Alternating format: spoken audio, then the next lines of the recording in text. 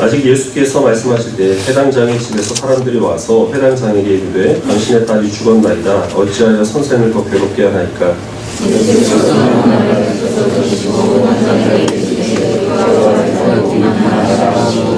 베드로와 야고보와 야고보의 형제 요한 외에 아무도 따라옴을 허락하지 아니하시고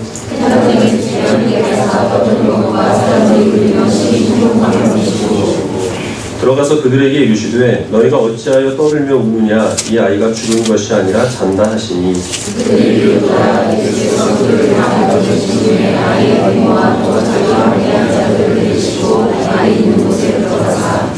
그 아이의 손을 잡고 이르시되 달리다 cum 하시니 번역하면 곧 내가 내게 말하노니 소녀야 일어나라 하시니라.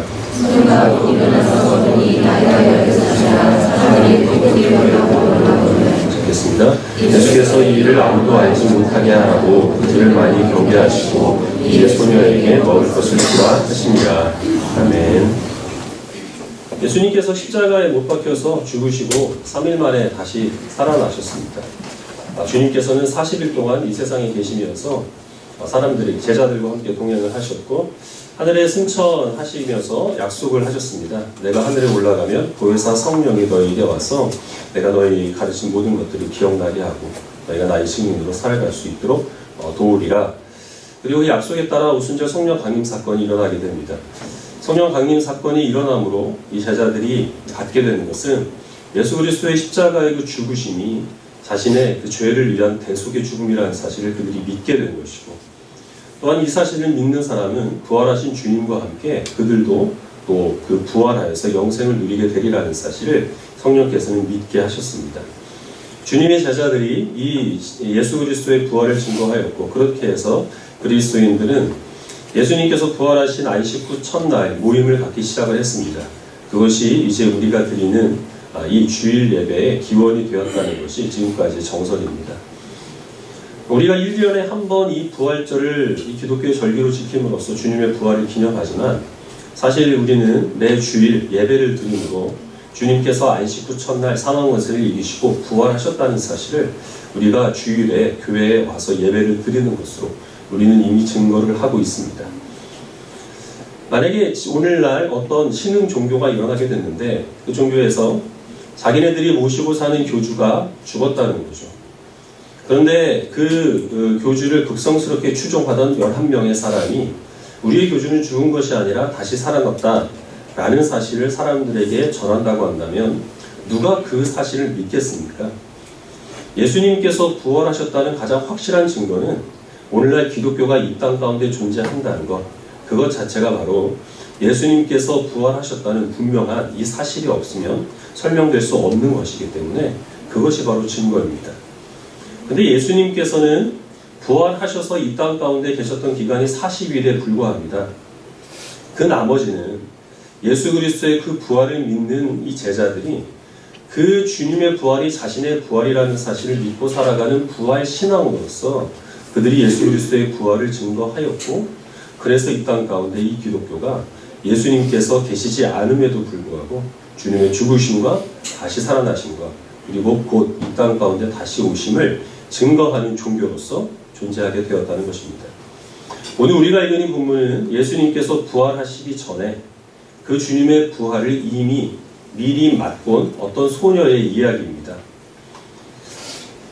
예수님께서 말씀을 전하시고 또 병을 고치면서 천국 복음을 전하실 때에 야이로라 하는 사람이 예수님을 찾아옵니다. 내 딸이 병들어서 죽게 되었는데 예수님께서 오셔서 좀 고쳐달라라고 주님께 부탁을 합니다. 주님께서는 그래서 이 야이로와 함께 야이로의 집으로 가고 있는 도중에 12년 동안 혈루병으로 앓고 있는 여인을 만납니다. 우리가 만약에 야이로의 입장이라고 한다면 예수님께 무엇을 바랄까요? 내 딸이 죽기 전에 다만 손이라도 한번 붙잡아 주기를 간절히 바랄 겁니다. 빨리 발걸음을 재촉을 해서 자기의 집으로 가주기를 간절히 기대했을 거예요. 근데 예수님께서는 야이로 딸이 죽어가고 있다는 사실을 알면서도 이 12년 동안 혈루병 걸려서 고생하고 있던 여인의 그 병을 고쳐주는데 시간을 허비합니다. 당장 지금 죽어가는 소녀와 그리고 오랫동안 불치병으로 고통받는 여인과 우선순위를 두고 누군가를 고쳐야 한다면 우리는 누구에게 가서 먼저 우리가 만약에 그런 능력이 있다면 그 병을 회복할 수 있는 그 능력을 베풀겠습니까? 지금 당장 죽어가는 소녀가 훨씬 더 급한 것이 분명함에도 불구하고 예수님께서는 이 혈루병 걸린 여인을 고쳐주는데 많은 시간을 쓰고, 그리고 어떻게 보면 예수님께서 일부러 시간을 지체하는 것이 아닌가 싶을 정도로 그렇게 이 여인을 고치는데 예수님께서는 많은 시간을 소비를 합니다. 그리고 그러던 중에 야이로의 집에서 사람이 와서 당신의 딸이 이미 죽었기 때문에 예수님을 더 이상 괴롭게 하지 말라라는 슬픈 소식을 전합니다. 그때 예수님께서는 야이로에게 두려워하지 말고 믿기만 하라 라고 말씀을 하시고, 베드로, 야고보, 요한 이 세 명의 제자와 함께 야이로의 집으로 가셨습니다. 그때 이미 이 소녀가 죽었다는 이야기를 듣고 많은 사람들이 모여서 애통해하고 있었는데요, 예수님께서는 그들에게 이 소녀가 죽은 것이 아니라 자고 있는 것이다 이렇게 말씀을 합니다. 사람들이라면 사람이 죽은 것인지 아니면 자고 있는 것인지 분명히 구별을 할 수가 있을 겁니다. 그래서 거기서 이 소녀의 죽음을 슬퍼하고 있던 사람들은 예수님의 말을 비웃습니다. 예수님은 그들의 비웃음을 뒤로하고 제자들과 함께 그 소녀가 누워있는 방으로 들어가서 소녀의 손을 붙잡고 달리다붐 말씀을 하십니다. 달리다붐은 소녀야 일어나라 라고 하는 뜻입니다. 예수님께서 그 말씀을 하시자마자 정말 이 소녀가 마치 긴 잠에서 깨어났다는 듯이 잠에서 깨어서 일어나서 걷기도 하고 음식을 먹기도 했습니다. 이 사건을 통하여서 예수님께서 분명히 보여주신 것은 사람이 극단적인 절망이 있다고 하더라도 자기 스스로의 힘으로 예수님의 도우심을 구할 수 없는 지극히 무력한 상황 가운데 있다고 하더라도 예수님께서는 얼마든지 그를 소생시킬 수 있는 은혜를 베푸시는 분이시라, 생명의 주님이시라 하는 것을 분명히 나타내 보이셨습니다. 그런데 문제가 무엇이냐 하면 시간이 오래 걸렸다는 것입니다. 야이로가 갖고 있는 시간, 그리고 또 이 소녀가 갖고 있는 시간표, 또 우리의 시간표에 의하면 이 소녀가 고통을 당해서 죽음을 맛보기 전에 한시라도 빨리 가서 그 소녀를 살려주는 것이 우리가 정한 예수 그리스도의 그 일과입니다. 그러나 하나님의 시간표는 그렇지 않았다고 하는 것이죠. 이 소녀가 병들어서 심한 고통 가운데 앓고 있는 것을 알고 이 소녀가 만약에 죽게 된다면 그뿐만 아니라 이 소녀의 아버지와 그리고 그 주변에 있는 이웃들이 슬퍼한다는 것을 주님께서는 이미 아시면서도 그 소녀가 완전히 숨이 끊어서 죽으실 때까지 주님께서는 시간을 소비하셨다가 그 후에 나타나셔서 그의 손을 붙잡으시고 달리다보미라 라고 말씀을 하셨다라는 것입니다. 부활의 신앙을 갖고 살아가야 한다는 것은 우리가 다 알고 있지만 이것이 어려운 이유가 바로 여기에 있습니다. 하나님의 시간과 우리의 시간이 다르다고 하는 것이죠.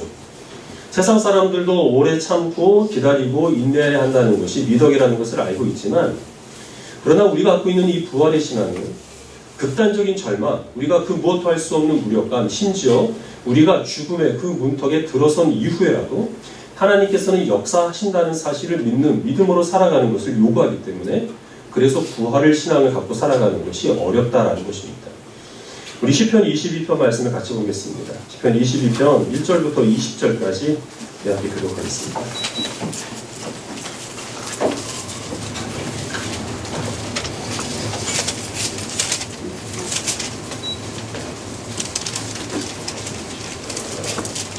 시편 22편 1절을 제가 먼저 읽고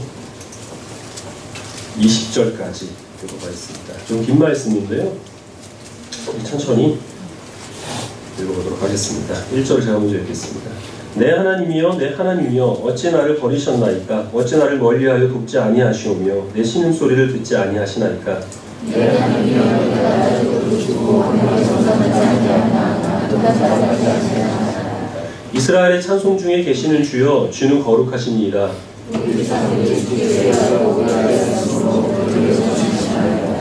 그들이 주께 부르짖어 구원을 얻고 주께 의뢰하여 수치를 당하지 아니하였나이다.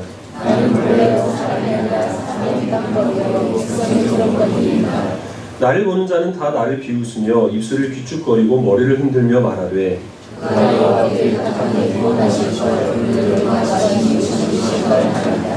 오직 주께서 나를 모태에서 나오게 하시고 내 어머니의 젖을 먹을 때에 의지하게 하셨나이다.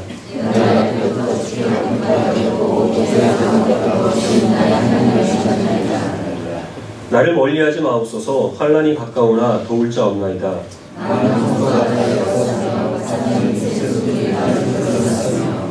내게 그 입을 벌림이 찢으며 부르짖는 사자 같으니이다.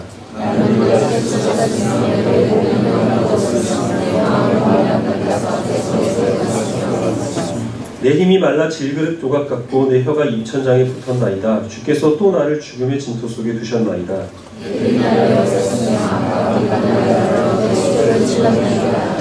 내가 내 모든 뼈를 셀 수 있나이다. 그들이 나를 주목하여 보고 여호와여 멀리하지 마옵소서. 나의 힘이시여 속히 나를 도우소서. 내 생명을 칼에서 건지시며 내 유일한 것을 개의 세력에서 구하소서. 시편 가운데서 시편은 하나님의 은혜와 또 영광을 찬송하고 또 감사하는 감사시가 있고 그리고 시편 기자의 애통하고 또 답답하고 원통한 심정을 토로하는 비탄시가 있는데요. 비탄시가 감사시의 약 2배 정도 됩니다. 오늘 우리가 읽은 시편 22편은 시편에 있는 많은 비통시 가운데서 다윗의 그 원통한 마음을 가장 적나라하게 묘사한 시편입니다. 그 내용들을 보면 다윗이 얼마나 절박한 상황 가운데 있는가 하는 것이 잘 드러납니다. 내 하나님이여 어찌하여 나를 버리셨나이까? 어찌하여 내 부르짖는 소리에 주님께서는 귀를 기울이시고 응답하지 않으십니까? 주님께서는 내 조상들에게는 그렇게 잘 응답하시더니 왜 나에게는 침묵하십니까? 사람들이 나를 둘러싸고 나를 마치 벌레 취급합니다. 나는 그의 앞에서 정말 무력하게 손과 발이 묶여서 조롱을 당합니다. 네가 믿는 하나님이 있다면 너를 구원하실 것이 아니냐? 사람들이 나와 함께 하나님까지 싸잡아서 욕을 합니다. 그런데 하나님께서는 잠잠하십니까?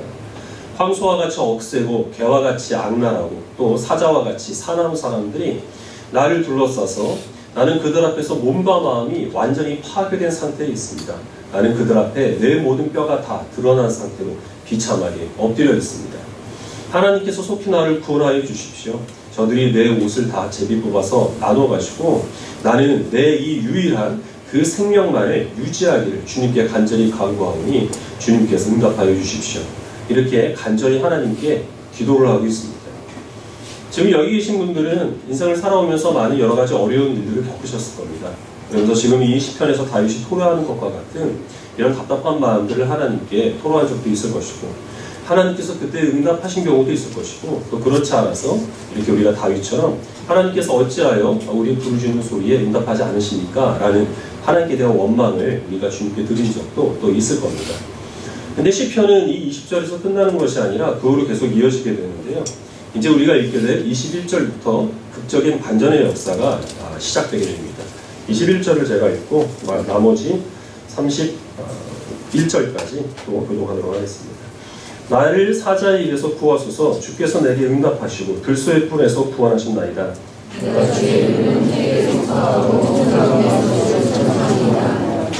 여호와를 두려워하는 너희여 그를 찬송할지어다. 야곱의 모든 자손이여 그에게 영광을 돌릴지어다. 너희 이스라엘 모든 자손이여 그를 경외할지어다.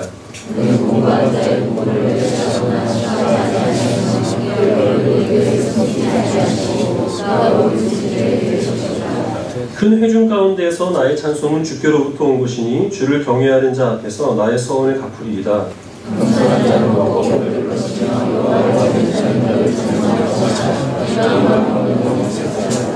땅의 모든 끝이 여호와를 기억하고 돌아오며 모든 나라의 모든 족속이 주의 앞에 예배하리니 세상의 모든 풍성한 자가 먹고 경배할 것이요 진토 속으로 내려가는 자 곧 자기 영혼을 살리지 못할 자도 다 그 앞에 절하리로다. 같이 읽겠습니다. 와서 그의 공의를 행할 백성에게 전하며 주께서 이를 행하셨다 할 것이로다. 아멘. 나를 사자의 입에서 구하소서. 이것이 다윗의 마지막 간구였습니다. 그런데 21절에서 갑작스럽게 여호와께서 내 기도에 응답하셨도다 라고 다윗은 고백을 합니다. 그리고 다윗은 하나님을 찬송을 하기 시작하는데요. 먼저는 다윗 개인에게 베풀어준 하나님의 그 구원의 은혜에 대해서 찬송을 하다가 이 다윗의 그 찬송의 범위가 극적으로 확대가 됩니다. 자기 개인을 넘어서 모든 이스라엘 족속들이 여호와 하나님 앞에 경배하라. 이스라엘 백성의 그 경계를 넘어서서 땅에 있는 모든 그 족속들이 여호와 하나님 앞에 돌아와서 하나님께 예배하는 바로 그날을 이 다윗은 바라보며 하나님의 은혜를 또 하나님의 영광을 찬송을 하고 있습니다. 당대에나 이 세상에 있는 모든 주께서 택하신 족속들이 하나님께 경배를 드리는 것이 아니라 세대를 넘어서서 영원토록 하나님께 영광과 경배와 찬송을 돌리게 될 것으로 이 시편 22편은 끝을 맺게 됩니다. 예수님께서 십자가에 못 박히실 때 시편 22편을 많이 인용을 하셨습니다. 십자가에 달리셨을 때 예수님께서는 나의 하나님 어찌하여 나를 버리셨나이까 다윗의 이 호소를 예수님께서는 그대로 성부 하나님께 올려드렸습니다. 예수님께서 십자가에서 못 박히실 때 그 밑에 있던 병사들은 예수님의 옷을 제비 뽑아 나눠 가졌습니다. 그리고 예수님을 벌레 취급하면서 멸시하고 조롱했습니다. 그러면 시편 22편을 알고 있던 사람들이 그 예수님께서 성부 하나님께 부르짖는 모습, 예수님의 옷을 사람들이 제비 뽑아 가지며 조롱하는 그 모습을 보면서 그들은 무엇을 떠올렸을까요? 시편 22편 1절부터 20절까지 이 모든 내용들이 지금 예수님에게서 성취되고 있다는 사실을 그들은 깨달았을 겁니다. 그럼 이제 그들이 바라봐야 할 것이 무엇이겠습니까? 21절에 있는 이 극적인 반전을 거쳐서 그래서 결국 예수 그리스도를 통하여서 모든 족속 그리고 영원토록 하나님께 영광과 경배를 돌리게 될 그날이 오게 되리라는 사실을 시편 22편을 알고 예수 그리스도의 그 십자가의 고난을 바라보는 주의 백성들은 다 생각을 하고 기대를 해야 할세만 한다는 것입니다. 그래서 시편 21편에 있는 이 반전은 다윗이 원수로부터 구원을 얻는 것만을 의미하는 것이 아니라 예수 그리스도께서 십자가에 못 박혀 죽으셨지만 사망 권세를 이기시고 부활하실 것을 예표하는 것으로 우리는 이해를 합니다. 이 일들은 모든 그리스도인의 삶 가운데서 크고 작은 그 고난을 하나님의 그 은혜 가운데 구원을 받게 되는 것으로 고난을 헤쳐나가는 것으로 그렇게 우리는 경험을 합니다. 근데 문제가 무엇이냐면 이 극적인 반전이 일어나게 되는 시간은 저마다 다 다르다고 하는 것이죠. 다윗의 개인적인 삶에 있어서는 시편 22편 21절은 적어도 10년 이상의 세월을 담고 있습니다. 사울의 왕국에서 쫓겨나서 광야로 도망을 다니다가 마침내 하나님께서 주변에 있는 모든 원수들을 평안케 하심으로 제압하심으로 다윗이 평안함을 누리고 이스라엘의 왕이 돼 그 긴 시간을 시편 22편 21절 한 절에 담고 있다고 하는 것이죠.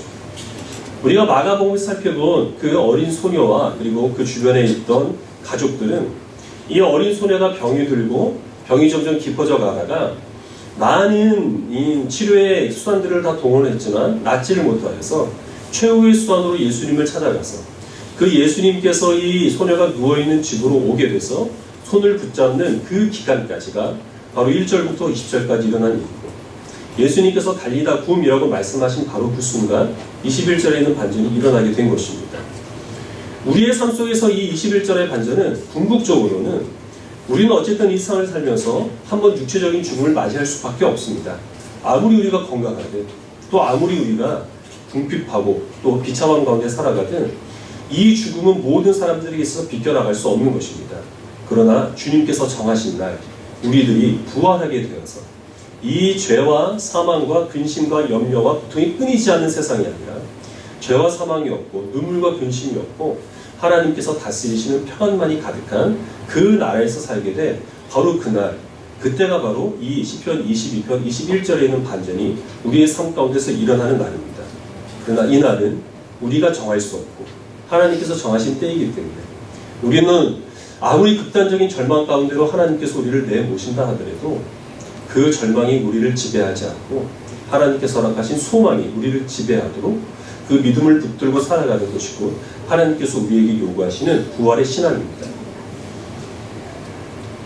군대를 다녀오신 분들은 군대 제대한 후에 가장 많이 꾸는 꿈이 분명히 제대를 했는데 눈을 떠보니까 막상입니다. 군대 내무반이에요. 아니 내가 분명히 제대를 했는데 왜 다시 군대에 와 있지? 제대를 한 게 꿈이었나? 이럴 수가 있나? 이렇게 투덜투덜 하다가 어머니가 깨우는 소리를 듣고 눈을 떠보니까 아 군대 다시 간 게 꿈이었구나. 정말 다행이구나. 이런 경험들을 군대 다녀오신 분들은 다 한 번씩 할 겁니다. 제가 요즘 많이 꾸는 꿈은 금요일 밤에 잠이 들었는데 눈을 떠보니까 주일 아침입니다. 토요일을 건너뛴 거예요. 주일 내내 준비를 해야 되는데 이거 어떻게 된 일이지? 허겁지겁 허둥지둥 횡설수설 하다가 주일 하루를 그냥 다 보내버리고 눈을 떠보니까 토요일 아침입니다. 정말 감사한 그런 마음이 들고 오늘은 사실 양복을 입고 강단에 섰는데 바지를 보니까 추리닝 차림의 꿈을 꾸고 아침에 일어났습니다. 좀 쓸데없긴 하지만 제가 최근에 꾸은 꿈 중에서 가장 기억나는 악몽이 무엇이냐면 길을 가다가 어떤 집을 지나가게 되었는데요. 그 집에 이제 창문이 크게 났습니다. 그래서 그 집안 내부가 다 들여다 보였는데 이제 식구들이 다정하게 오순도순 모여서 저녁 식사를 하고 있었어요. 근데 가만히 보니까 많이 보던 사람들입니다. 다 우리 가족들입니다. 저희 어머니도 계시고 아내도 있고 자녀들도 있고 근데 제 자리에만 다른 남자가 앉아있는 거예요.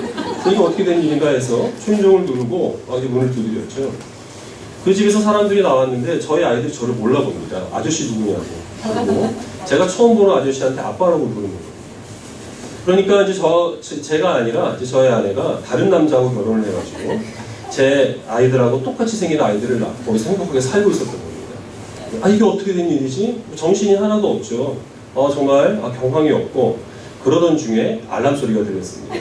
그래서 평소에 들리는 알람은 새벽기도 갈 시간이 됐으니까 일어나는 거라서 별로 달갑지가 않은데 그때 들었던 알람 소리는 복음이었습니다. 사실 지금 와서 생각해보니까 그게 그렇게 나쁜 것 같지는 않은데 근데 어쨌든 의미 없죠. 주일 아침부터 갑자기 무슨 꿈 얘기를 하느냐. 제가 근래 들어서 읽은 책에 우리가 지금 읽은 마태복음 5장 사건을 설명한 내용이 있었는데요. 달리다굼 하는 이 말은 아람어인데 이 말에 좀 더 분명한 의미는 자고 있는 자녀를 깨우는 부모의 다정한 음성이라고 합니다. 그러니까 소녀야 일어나라 보다는 얘야 이제 일어나야지 학교 가야지 하는 그런 자녀를 깨우는 아버지의 또는 어머니의 음성이라고 합니다. 물론 우리는 자녀를 깨울 때 빨리 안 일어나? 학교 늦을 거야? 하고 깨우긴 하지만 가끔 기분 좋을 때는 이렇게 우리가 깨우잖아요. 그런 다정한 자고 있는 자녀를 깨우는 아버지의 음성이라고 합니다. 예수님께서 이 소녀의 손을 붙잡고 달리다굼 하고 말씀하시기 전에 이 소녀는 정말 극심한 고통을 겪었습니다. 많은 아픔을 겪었고 죽음이라고 하는 극단적인 절망을 겪었습니다. 그리고 그 소녀의 죽음 앞에서 그의 아버지와 그 집에서 그 소녀의 죽음을 애통해야 하는 그런 모든 그 친지들은 그리고 친구들은 사랑하는 사람을 잃었다고 하는 정말 삶에 있어서 겪을 수 없는 견뎌낼 수 없는 가장 큰 고통을 겪었습니다. 근데 예수님께서 이 소녀의 손을 붙잡고 얘야 일어나렴 하는 순간 그들이 겪었던 모든 고통과 모든 두려움과 모든 슬픔은 한날 꾸었던 꿈에 불과한 것으로 변화되게 되었다고 하는 것이죠. 그들이 겪은 모든 아픔은 다 그저 꿈꾸고 나면 아무런 의미도 없는 악몽이 지나게 되었다라고 하는 것입니다. 3년 전 오늘 우리는 많은 사람을 실은 배가 바다 한가운데서 침몰해 가는 과정을 눈뜨고 지켜볼 수밖에 없었습니다. 그때 그 모습을 보면서 이것이 꿈이었으면 얼마나 좋을까 하는 그런 마음들을 모든 국민들은 다 가졌을 겁니다. 그리고 아직까지 그 악몽에서 벗어나지 못한 사람들이 있습니다. 우리들은 비교적 평안한 가운데 지내고 있지만 지금까지 전쟁과 그리고 테러의 공포 속에서 힘들어하고 있는 사람들이 많이 있습니다. 시리아에는 얼마 전에 폭탄이 떨어져서 또 많은 사람들이 죽었는데요. 그러면서 그 상황 가운데 살고 있는 사람들은 하루하루가 악몽과 같은 그런 시간일 겁니다. 우리들도 지금은 평안하지만 언제 질병이 우리의 삶 가운데 몰아닥칠지, 자연재해가 언제 우리의 삶을 파괴하게 될지, 예기치 못했던 많은 일들이 우리의 삶의 근거를 송두리째 흔들지 우리는 알지 못하는 가운데 살아가고 있습니다. 이런 모든 비극들을 우리가 참으로 용케 벗어난다 하더라도 그러나 우리는 우리 육신의 죽음을 벗어날 수 없기 때문에 사랑하는 사람의 죽음 앞에서 그리고 우리의 죽음 앞에서 우리는 절망하고 슬퍼할 수밖에 없습니다. 그럼에도 불구하고 우리에게 소망이 있는 것은 주님께서 우리들에게 달리다굼이라 라고 말씀하시는 순간 얘야 일어나야지 라고 말씀하시는 순간 우리가 지금 아무리 무거운 인생의 무거운 짐을 짊어지고 있고 우리가 어떤 깊은 슬픔 가운데서 허우적거리고 있든지 그 모든 것들은 다 자고 일어나면 아무런 의미가 없는 악몽으로 변화된다는 사실을 우리는 믿고 살아가는 것이 이 악하고 험한 세상을 살아가는 데 있어서 하나님께서 우리에게 주시는 부활의 소망이라는 사실을 기억하시길 바랍니다. 이 부활의 소망이 없으면 우리의 인생은 좋은 꿈과 나쁜 꿈을 번갈아 보는 그런 긴 잠에 불과합니다. 죽고 나면 지금 우리가 수고하고 지금 우리가 기뻐하고 지금 우리가 염려하는 것이 우리의 삶 가운데 있어서 무슨 의미가 있겠습니까? 이 부활의 믿음이 없다면 우리의 삶은 시편 22편 1절로 시작을 해서 20절로 끝나버리고 마는 절망으로 점철되고 마는 그런 무의미한 삶이 될 수밖에 없습니다.